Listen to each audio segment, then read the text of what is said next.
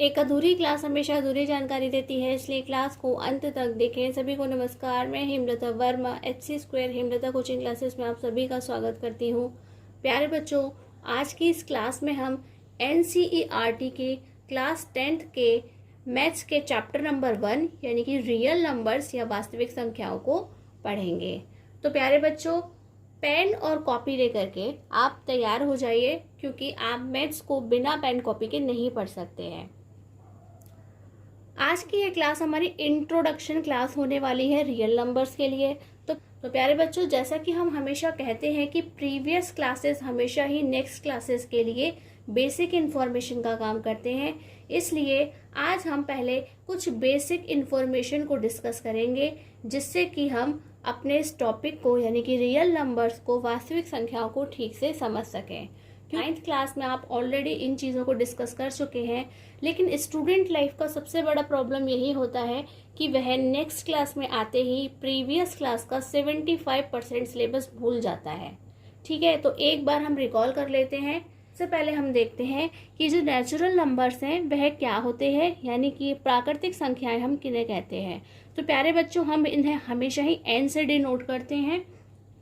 और प्यारे बच्चों, ये जो हमारी काउंटिंग है जो 1 से स्टार्ट होती है, उसे हम क्या बोलते हैं, नेचुरल नंबर्स, यानी कि 1, 2, 3, 4 और इसी तरह से जितने भी डिजिट्स हैं जिन्हें हम काउंटिंग में पढ़ते हैं वह क्या होते हैं, नेचुरल नंबर्स यानी कि प्राकृतिक संख्याएं होती हैं। नेक्स्ट है हमारा होल नंबर्स यानी कि पूर्ण संख्याएं, जिसे हम W से डिनोट करते हैं। वह क्या है, तो जस्ट आपको इसके अंदर 0 ऐड करनी है। क्या करना है कि नेचुरल नंबर्स में आपको 0 को ऐड करना है, तो वह क्या बन जाएगा, होल नंबर बन जाएगा। और यह भी उतने ही डिजिट हैं जिन्हें हम इजीली पढ़ सकते हैं। नेक्स्ट है इंटीजर्स यानी कि पूर्णांक संख्याएं, जिसे Z से डिनोट किया जाता है। यहाँ पर क्या है, पॉजिटिव और नेगेटिव दोनों ही नंबर्स आपको देखने के लिए मिलते हैं। यानी कि आप इन्हें कैसे लिख सकते हैं, 0, +-1, +-2, +-3, +-4 एंड सो ऑन।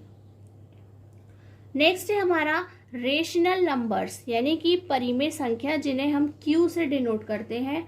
तो प्यारे बच्चों, ये ऐसे नंबर्स हैं जो अपॉन की फॉर्म में लिखे जाते हैं। कैसे लिखे जाते हैं, रेशियो की फॉर्म में लिखे जाते हैं, डिवाइड की फॉर्म में।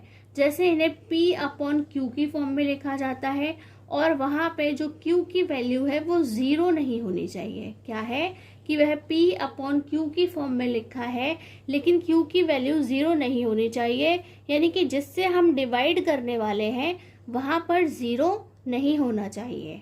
ठीक है, वहाँ 2, 3, 4, 5, 6, 7 कोई भी छोटी या बड़ी डिजिट हो सकती है डिवाइड करने के लिए, लेकिन 0 नहीं होना चाहिए। इसे ही प्यारे बच्चों A/B की फॉर्म में भी लिखा जाता है। कैसे, A/B की फॉर्म में भी लिखा जाता है। तो आपको याद रखना है कि अगर हम उन्हें A/B की फॉर्म में लिख रहे हैं तो वहाँ पे B की वैल्यू 0 नहीं होनी चाहिए। कुल मिलाकर के जो भी हमारा डिनोमिनेटर है यानी कि जो हर है, जिसका टेबल हम पढ़ने वाले हैं उसे सॉल्व करने के लिए, वो 0 नहीं होना चाहिए। तो ऐसी कोई भी डिजिट्स जो रेशियो की फॉर्म में लिखी गई है और उसका डिनोमिनेटर यानी कि उसका जो हर है वह 0 नहीं है, तो वह क्या कहलाएगी, रेशनल नंबर कहलाएंगे, यानी कि परिमेय संख्याओं ने कहा जाता है। नेक्स्ट क्या है, इर्रेशनल नंबर्स यानी कि अपरिमेय संख्याएं, जिन्हें हम Q बार से लिखते हैं। किससे, ऊपर जो लाइन लगी हुई है उसे बार कहते हैं, तो हम इसे Q बार से डिनोट करते हैं। तो प्यारे बच्चों, ये भी P/Q की फॉर्म में होते हैं। कैसे होते हैं, ये भी P/Q की फॉर्म में होते हैं, और यहाँ पर भी Q की वैल्यू 0 नहीं होती है, या फिर हम उसे भी A/B की फॉर्म में लिख सकते हैं। लेकिन दोनों में डिफरेंस होता है। क्या होता है, दोनों में ही काफ़ी डिफरेंस होता है, जिसे अभी हम आपको डिटेल में बताएंगे, और उससे आपको पता चलेगा कि कब कोई जो P/Q की फॉर्म में लिखा हुआ नंबर है, कोई संख्या कब परिमेय होती है और कब अपरिमेय, यानी कि कब रेशनल होती है, कब इरेशनल होती है। और प्यारे बच्चे, आपको याद रखना है हिंदी मीडियम कि वह सिर्फ हिंदी वाले नाम याद ना करें, इनके इंग्लिश वाले नाम भी याद करें, क्योंकि जो बच्चे आगे मैथ्स से पढ़ना चाहते हैं, जो मैथ्स स्ट्रीम को लेना चाहते हैं, जो मैथ्स जिनका फेवरेट सब्जेक्ट है, वहाँ हम आपको बता देते हैं कि 12th के बाद उन्हें मैथ्स की बुक हिंदी में नहीं मिलेगी। मैथ्स जो है वह इंग्लिश में पढ़ा जाता है, इसलिए अभी से आपको उसे इंग्लिश में ही चीज़ों को जानना ज़रूरी है। तो प्यारे बच्चों, जो हमारे रेशनल नंबर्स यानी कि परिमेय संख्याएं होती हैं, उन्हें हम थोड़ा डिटेल में समझते हैं कि वह क्या होती हैं। तो प्यारे बच्चों, जैसे कि आपको पता है, उसे हम अपॉन की फॉर्म में लिखते हैं, रेशियो की फॉर्म में लिखते हैं, यानी कि अनुपात में लिखते हैं।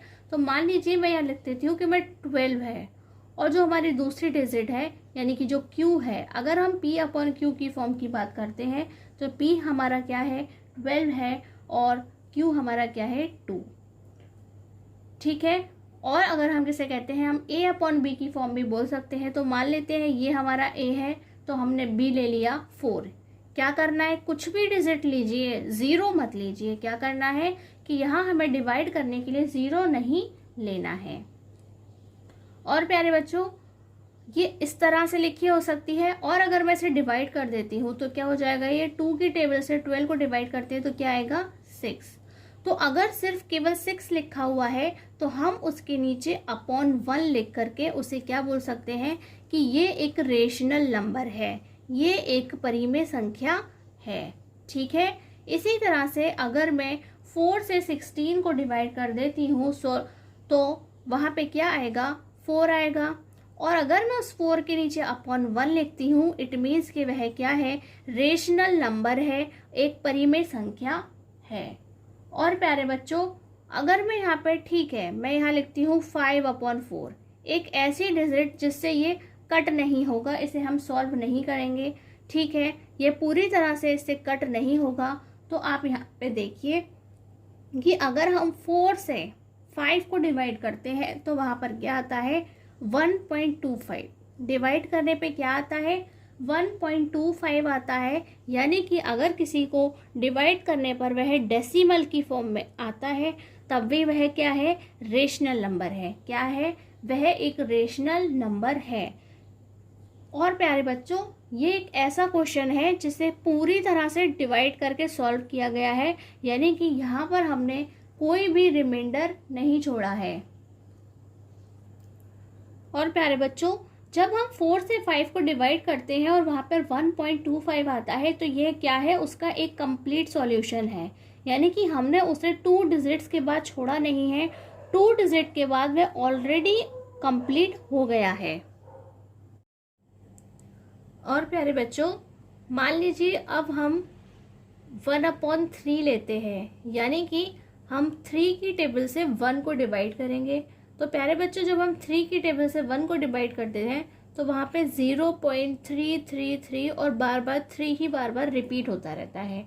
तो प्यारे बच्चों, जब कोई नंबर ऐसा होता है जहाँ पर एक जैसी ही डिजिट बार बार आती रहती है और सेम रिमाइंडर बचता रहता है, यानी कि शेषफल एक ही आता रहता है, जिसकी वजह से वहाँ पे 0.33 आ रहा है, तो ऐसी डिजिट को भी हम क्या कहते हैं, रेशनल नंबर कहते हैं। और हम इन डिजिट को क्या करते हैं, बार बार सॉल्व नहीं करते हैं, इतना ही करके छोड़ देते हैं। तो ये थे ये ऐसा नंबर था जो क्या था, 5 टाइम्स पढ़ने के बाद, यानी कि 4 की टेबल से जब 5 को डिवाइड किया था तो ये अपने आप पूरी वैल्यू आई थी, यहाँ पे कोई रिमाइंडर नहीं बचा था, यानी कि कुछ भी शेष नहीं बचा था। लेकिन जब हम 3 की टेबल से 1 को डिवाइड कर रहे हैं तो वहाँ पर क्या हो रहा है, बार बार 3 टाइम्स ही हमें टेबल पढ़ने को मिल रहा है और वह आगे सॉल्व नहीं हो सकता है, इसलिए हम उसे ऐसे ही छोड़ देते हैं। तब भी वह क्या है, एक रेशनल नंबर है, यानी कि एक परिमेय संख्या होती है। और प्यारे बच्चों, जब हम इर्रेशनल नंबर्स यानी कि अपरिमेय संख्याओं की बात करते हैं, जो कि क्या है, P/Q की फॉर्म में ही लिखी हुई होती हैं, और वह किस तरीके से लिखी हुई होती हैं तो उसे हम समझते हैं। तो प्यारे बच्चों, ये रूट में लिखी हुई होती हैं। कैसी होती हैं, यहाँ पे ये रूट के अंदर देखने को मिलती हैं। और ये सभी नंबर्स कैसे होते हैं, प्राइम नंबर्स होते हैं, यानी कि अभाज्य संख्याएं होती हैं जो अपने ही टेबल से जिन्हें हम सॉल्व कर सकते हैं। जो अपने ही टेबल के अंदर आती हैं, जैसे कि √2, √3 और √5, या फिर हम कहते हैं पाई। क्या है? पाई की जो वैल्यू होती है वह भी किस में आती है? इरेशनल होती है। तो प्यारे बच्चों पहले समझिए कि ये जो √2 है इसके आगे माइनस भी लिखा हो सकता है, यानी कि ये पॉजिटिव भी हो सकती है, नेगेटिव भी हो सकती है। √3 भी इसी तरह से होता है और √5 भी पॉजिटिव नेगेटिव हो सकता है, यानी कि यहाँ पे कोई भी डिजिट पॉजिटिव नेगेटिव हो सकती है। लेकिन ये जो प्लस और माइनस का साइन है ये क्या है? ये जो माइनस का साइन है कभी भी रूट के अंदर नहीं होता, हमेशा बाहर होता है। अगर अंदर है इट मीन्स कि वह इरेशनल नंबर नहीं है। जो साइन है माइनस का वह बाहर ही होना चाहिए, अंदर नहीं होना चाहिए। तो प्यारे बच्चों कैसे फर्क करा हमने कि ये जो रेशनल और इरेशनल कब होंगे? तो प्यारे बच्चों आप देखिए कि जो हमारा √2 है जब हम उसकी वैल्यू फाइंड करते हैं, यानी कि 8th क्लास में आपने क्या सीखा था? डिवीजन मेथड सीखा था। ऐसे नंबर्स के रूट्स फाइंड करते हैं जो किसी का भी परफेक्ट स्क्वायर नहीं होते हैं, यानी कि जिनका हम वर्गमूल ऐसे टेबल याद करके नहीं निकाल सकते। जैसे 4 किसका स्क्वायर रूट है? 2 का। ठीक है, तो यहाँ पे जो √2 है उसकी वैल्यू हमने निकालनी सीखी थी, तो वह क्या है? 1.41421356। और अगर मैं इसे और पढ़ती जाऊंगी तो ये इसी तरह से सॉल्व होता जाएगा। इट मीन्स प्यारे बच्चों जो भी सॉल्व करने पर बार बार हम आगे बढ़ाते चले जाते हैं और क्वेश्चन सॉल्व नहीं होता है, ठीक है, ना ही वह बार बार रिपीट होता है कि अगर वह रिपीट हो रहा है तो हम वहाँ पे सॉल्व करना छोड़ दें, ना ही वह कंप्लीटली सॉल्व हो रहा है, बस उसे जितने चाहे डिजिट तक हम निकालते चले जा रहे हैं, तो ऐसे नंबर को हम क्या कहते हैं? Irrational number. क्या कहते हैं? इरेशनल नंबर या अपरिमेय संख्या कहते हैं। उसी तरह से प्यारे बच्चों जो √3 है उसकी वैल्यू क्या है? 1.73205081, यानी कि हम जितना आगे सॉल्व करते जाते हैं वे आगे बढ़ती चली जाती है, कभी भी पूरी कंप्लीटली सॉल्व नहीं होती है और ना ही वहाँ पे किसी तरह के नंबर जो है वह रिपीट होते हैं जिससे कि हम उसे सॉल्व करना छोड़ दें। नेक्स्ट प्यारे बच्चों जो पाई की वैल्यू है किसकी? पाई को हम कैसे लिखते हैं आप जानते हैं? 22/7। क्या लिखते हैं पाई को हम? 22/7, यानी कि वह भी क्या है? P/Q की फॉर्म में या A/B की फॉर्म में लिखी हुई होती है, जहां पर B या Q की वैल्यू यानी कि जिसका टेबल पढ़ना है वह 0 भी नहीं है। तो प्यारे बच्चों जब हम इसे सॉल्व करते हैं तो इसकी वैल्यू क्या आती है? 3.14285714, यानी कि यह भी आगे लंबी होती चली जाती है, पूरी तरह से कंप्लीटली सॉल्व नहीं होती है, ना ही उनके जो डिजिट्स हैं वे बार बार रिपीट हो रहे होते हैं कि जिससे हम उसे सॉल्व करना छोड़ दें। तो ऐसे नंबर क्या होते हैं? इरेशनल नंबर होते हैं, या वह रूट में लिखे हुए होंगे। किस तरह के होते हैं? जो प्राइम नंबर होते हैं, अभाज्य संख्याएं होती हैं जो सिर्फ अपने पहाड़े से ही काट सकते हैं, अपना ही टेबल से उन्हें कट किया जा सकता है, 1 से कट कर सकते हैं और किसी से हम सॉल्व नहीं कर सकते हैं, वह सभी कैसी होती हैं? इरेशनल नंबर होते हैं, यानी कि अपरिमेय संख्या होती हैं। और जब वह कैसी होती है? P/Q की फॉर्म में या A/B की फॉर्म में लिखी होती हैं, तो उन्हें सॉल्व करने पर एक कंप्लीट आंसर नहीं मिलता है, ठीक है, वह एक लंबी डिजिट के रूप में हमें देखने को मिलती है, एक डेसिमल की फॉर्म में। उसे हम क्या कहते हैं? इरेशनल नंबर, यानी कि अपरिमेय संख्याएं कहते हैं। तो प्यारे बच्चों नोटिस कीजिए कि ये जो सभी नंबर्स हैं 1 2 3 4 0 1 2 3 4 5 6 7 8 और जब है प्लस और माइनस दोनों में साथ लिखे होते हैं और P/Q की फॉर्म में, यानी कि इस तरह से अपॉन की फॉर्म में, रेशियो की फॉर्म में, अनुपात के रूप में इस तरह से लिखे हुए होते हैं, तो वहाँ तो कब आपने इन्हें एक साथ कंप्लीटली देखा है? ऐसी कौन सी चीज़ है जहाँ पर आपने इसे कंप्लीटली देखा है? तो प्यारे बच्चों वह क्या है? Number line. क्या है? संख्या रेखा, जो बचपन से ही छोटी क्लासेस से ही आपने उन्हें बनाना सीखा है, यानी कि उस पर रिप्रेजेंट करना सीखा है नंबर्स को। तो प्यारे बच्चों देखिए, आप नंबर लाइन को देखिए जहाँ पर 0 भी अवेलेबल है, 1 2 3 4 5, यानी कि 1 2 3 4 5 6 7 8 क्या है? नेचुरल नंबर्स हैं। 0 मिलाने देने से वह क्या बन गए? होल नंबर बन गए यानी कि पूर्ण संख्याएं बन गई, लेकिन नेगेटिव नंबर्स को साथ लिखने से वह क्या बन गए, इंटीजर्स यानी कि पूर्णांक संख्याएं बन गई। और प्यारे बच्चों इन्हीं को ही डिवाइड करके, इन्हीं को अगर हम जैसे कि ये 0 से 1 लिखा है, और अगर मैं क्या करती हूँ इसको 4 इक्वल पार्ट्स में डिवाइड करती हूँ, जैसे कि पहले मैंने इन्हें 2 इक्वल पार्ट्स में डिवाइड किया, यानी कि 1 को 2 पार्ट्स में डिवाइड किया, तो मैं उसे क्या लिखूंगी 1/2। 1 को 2 पार्ट्स में डिवाइड किया तो क्या लिखेंगे 1/2 लिखेंगे।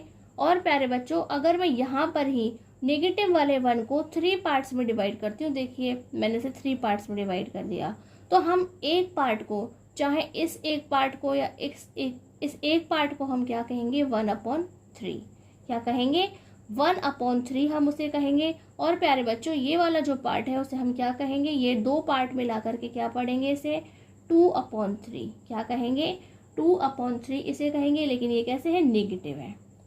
और प्यारे बच्चों इसी को, ये जो हमारा 1 है इसे हमने अभी 2 पार्ट्स में डिवाइड किया था, लेकिन अब मैं इसे 4 पार्ट्स में डिवाइड कर देती हूँ, तो हम इसे क्या पढ़ेंगे, ये वाले एक छोटे से पार्ट को हम क्या बोलेंगे 1/4, क्या कहेंगे 1 के हमने 4 पार्ट्स में डिवाइड करने पे ये क्या बन गया 1/4। लेकिन अगर हम उसके 1 2 3 थर्ड वाले पार्ट पे जाते हैं तो उसे क्या कहेंगे 3/4। इसी तरह से ये जो 1/2 है वह भी क्या है एक्चुअल में 1/2 यानी कि 2/4, जिसे हम सॉल्व करते हैं तो वह क्या बन जाता है 1/2 बन जाता है।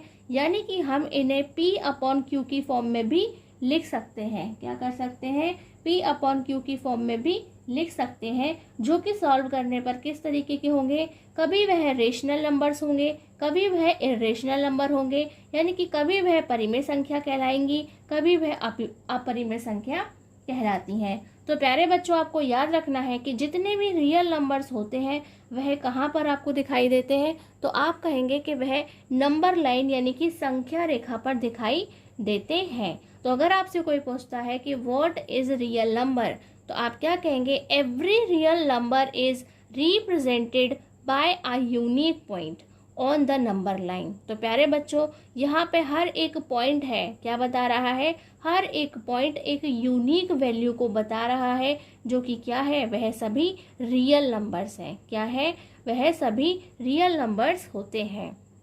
हिंदी में कहेंगे प्रत्येक वास्तविक संख्या, ठीक है, प्रत्येक वास्तविक संख्या को संख्या रेखा के एक अद्वितीय बिंदु के रूप में निरूपित किया जाता है। अद्वितीय यानी कि जिसकी जगह कोई दूसरा नहीं ले सकता, वह क्या हो गया अद्वितीय। और यूनिक का मतलब ही क्या होता है अपने आप में एक, ठीक है। और प्यारे बच्चों नेक्स्ट चीज क्या है देखने के लिए कि इन्फिनिटी। प्यारे बच्चों इन्फिनिटी क्या होता है, इसे हम 1/0 के इक्वल बोलते हैं, क्या बोलते हैं इन्फिनिटी को 1/0 के इक्वल पढ़ा जाता है। तो प्यारे बच्चों 0 की कोई भी टेबल नहीं होती है, क्योंकि अगर 0 की टेबल होती तो आपने उसे पढ़ा होता, ठीक है। जिसकी कोई टेबल ही नहीं है उससे हम डिवाइड करके क्या आएगा क्या बता सकते हैं, नहीं बता सकते हैं। इसलिए क्या लिखते हैं इन्फिनिटी यानी कि नॉट डिफाइन, अपरिभाषित, क्या कहते हैं इन्फिनिटी को हम अपरिभाषित यानी कि नॉट डिफाइन कहते हैं। तो प्यारे बच्चों आपको पता है कि कोई भी रेशनल या इरेशनल नंबर जो भी होता है वहाँ पर कभी भी 0 से डिवीजन नहीं होता है। इसलिए हम क्या कहेंगे infinity is neither rational number nor irrational number, यानी कि ना तो वह परिमेय संख्या है और ना ही वह अपरिमेय संख्या होती है। So it is not a real number, अतः यह एक वास्तविक संख्या नहीं है। हिंदी में प्यारे बच्चों इसे अनंत भी पढ़ा जाता है, क्या पढ़ा जाता है अनंत। अनंत यानी कि बहुत दूर, जिसका हिसाब किताब हम नहीं लगा सकते, सिर्फ एक आइडिया से कह देते हैं कि बहुत दूर, इन्फिनिटी बोल देते हैं, अनंत दूरी है इसकी, लेकिन हमें पता नहीं है। लेकिन जो चीज़ हमें पता नहीं है उसे ही हम क्या कहते हैं नॉट डिफाइन, अपरिभाषित कहते हैं, ठीक है। आपको याद रखना है कि इन्फिनिटी एक रियल नंबर नहीं है, एक वास्तविक संख्या नहीं होती है, वह एक सिर्फ आइडिया होता है जिसे हम बोल देते हैं कि वह बहुत दूर होगी, यानी कि असल में हमें नहीं पता है वह कहाँ होगी, और जिसके बारे में हमें नहीं पता है वह रियल नंबर नहीं हो सकते। रियल का मतलब क्या है? जो रियलिटी में हो, यानी कि वास्तव में हो, उन्हें ही हम क्या कहते हैं? रियल नंबर्स, यानी कि वास्तविक संख्याएं कहते हैं। नेक्स्ट क्या है प्यारे बच्चों? यूक्लिड्स डिवीजन लेमा है, यानी कि यूक्लिड विभाजन प्रमेय का है। यहाँ पर प्यारे बच्चों जो P अपॉन Q यानी कि A अपॉन B की फॉर्म में जो नंबर्स लिखे जाते हैं, जो क्या है? रेशनल और इरेशनल है, यानी कि परिमेय और अपरिमेय संख्याएं होती हैं, उन्हें किस तरीके से लिखा जाता है, एक्सप्रेस किया जाता है, यह यहाँ पर दिखाया गया है। तो प्यारे बच्चों जैसे कि आप जानते हैं, यहाँ पे आपको ये हमेशा A अपॉन बी की फॉर्म में लिखा मिलेगा। क्या मिलेगा? क्वेश्चन जो है हमेशा A अपॉन बी की फॉर्म में लिखा हुआ होगा, और वहाँ पे क्या है? B 0 के इक्वल नहीं होना चाहिए। तो प्यारे बच्चों हम उसे किस तरह से लिखते हैं? ये जो हमारा लेमा है, यानी कि जो प्रमेयिका है, वह क्या कहती है? A is equal to B Q plus R. क्या बोलती है? A is equal to B Q plus R, और वह ये बोलती है कि जो R की वैल्यू है, क्या है? यहाँ पे ये जो R लिख रहा है उसकी जो वैल्यू है वह कैसी होती है कि 0 से ग्रेटर देन और इक्वल होती है, और B से लेस देन होती है। यानी कि R की वैल्यू हमेशा ही 0 के बराबर या उससे बड़ी होती है, और B से हमेशा छोटी होती है। तो इस चीज़ को समझने के लिए हम आपको एक एग्जाम्पल लिख करके बताते हैं कि मान लीजिए एक डिजिट है A अपॉन B की फॉर्म में लिखी हुई, जैसे कि 22 अपॉन 7 जो कि पाई की वैल्यू है। तो हम क्या करते हैं? जब इसे 7 से डिवाइड करते हैं, क्या करते हैं? 7 से जब हम इसे डिवाइड करते हैं इस तरह से, तो हम इसे टेबल पढ़ते हैं, तो पहले कितने टाइम्स पढ़ेंगे? 3 टाइम्स। क्या आएगा? 21, और यहाँ पे क्या होगा? 1 हमारे पास बच जाएगा। तो प्यारे बच्चों जो डिजिट हमारे पास, ये क्या है? A, ठीक है, और ये हमारे पास क्या है? B। तो प्यारे बच्चों जितनी बार आपने टेबल पढ़ा उसे क्या बोलते हैं? Q यानी कि कोशेंट। क्या बोलते हैं? Q यानी कि इसे कोशेंट बोलते हैं। और प्यारे बच्चों ये जो नीचे शेषफल बचा है इसे क्या बोलते हैं? R यानी कि रिमाइंडर। ये क्या है? R। तो जब भी कोई डिजिट A अपॉन B की फॉर्म में लिखी है तो वह सॉल्व करने के बाद किस फॉर्म में आती है? A is equal to B Q plus R. ठीक है, A is equal to B Q plus R, जहां पर हमेशा ही जो R की वैल्यू है वह कैसी होगी? B से छोटी। कैसी होगी? B से छोटी होती है। B यहाँ पर 7 है, इट मीन्स कि यहाँ पे कितनी होगी? 0 से लेके 6 तक R की वैल्यू हो सकती है। क्या हो सकती है? 0 से लेकर 6 तक R की वैल्यू यहाँ पर हो सकती है। जैसे कि मैं यहाँ पे 23 लिख देती तो 2 हो जाती, 24 लिख देती तो 3 हो जाती। इस तरह से यहाँ पर R की वैल्यू 6 तक हो सकती है। इसी को प्यारे बच्चों किस तरीके से लिखा जाता है? तो प्यारे बच्चों आप इसको ध्यान दीजिए कि ये जो हमारा A is equal to B Q plus R है उसे किस तरीके से लिखा जाता है? जो A है यानी कि जिसे डिवाइड कर रहे हैं उसे हम क्या बोलते हैं? डिविडेंड। क्या कहते हैं? डिविडेंड कहते हैं। और हिंदी में हम क्या कहते हैं कि जिसे हम भाग करने वाले हैं उसे हम कहते हैं भाज्य।